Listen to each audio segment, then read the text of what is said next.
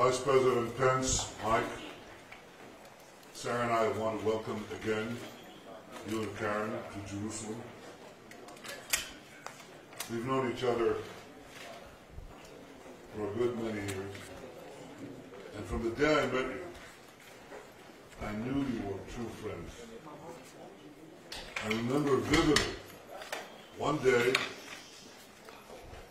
in 2009 when I came to meet the congressional leadership in Washington. And Mike, you spoke up with such clarity and such conviction in support of the direction I was leading Israel. I will never forget that. And I was touched to learn earlier today that you have a photograph of that very meeting in the Vice President's residence in Washington. So it's truly an honor for Sarah and me to host you and Karen tonight in our residence, and our wives further deepen our friendship.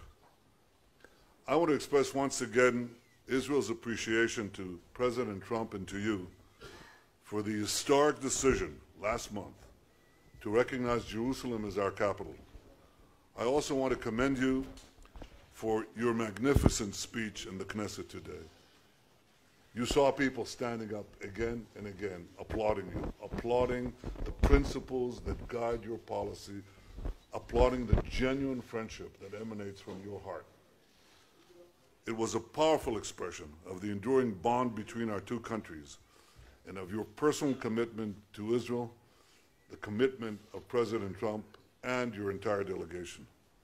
Earlier today, we discussed both common challenges and common opportunities in a very turbulent Middle East. And the foremost challenge comes from Iran. The tyrants of Tehran have spent billions of dollars spreading murder and mayhem throughout the Middle East to advance their poisonous ideology.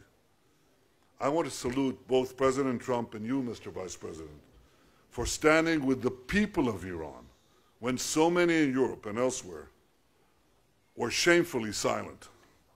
Some, and this is hard to believe, some actually hosted the regime's mouthpieces while its goons were throwing thousands of Iranian protesters into prison. I share the belief you expressed today in the Knesset that Iran's radical regime will ultimately fall. And one day, Iran's people will win the freedom they so justly deserve. And when that day comes, they will remember those who stood with them and those who stood with their oppressors. You're on the right side of history. Like President Trump, Israel believes the nuclear deal with Iran is disastrous. It also ultimately paves Iran's path to a nuclear arsenal and a regime that arms terrorists throughout the world, calls for Israel's destruction, calls death to America and death to Israel. Such a regime should not have nuclear weapons. That's why Israel supports President Trump's policy regarding the deal. And there is still time for leaders to seize the opportunity that President Trump has offered them to correct the failings of this failed deal. But if those leaders do not seize that opportunity, or if they offer only cosmetic changes, Israel will unequivocally support the President's decision to walk away from a bad deal and restore crippling sanctions. Our position is clear. Fully fix it or fully nix it. The Vice President and I also discussed opportunities for advancing peace. As countries in the region increasingly realize that Israel is not their enemy, but a great ally of their wishes for a better future, the chances grow for a broader reconciliation. Israel will continue to work with President Trump's able representatives, Jared Kushner, Jason Greenblatt, Ambassador David Friedman, along with our ambassador, Ron Dermer, to advance peace with all our neighbors, including the Palestinians.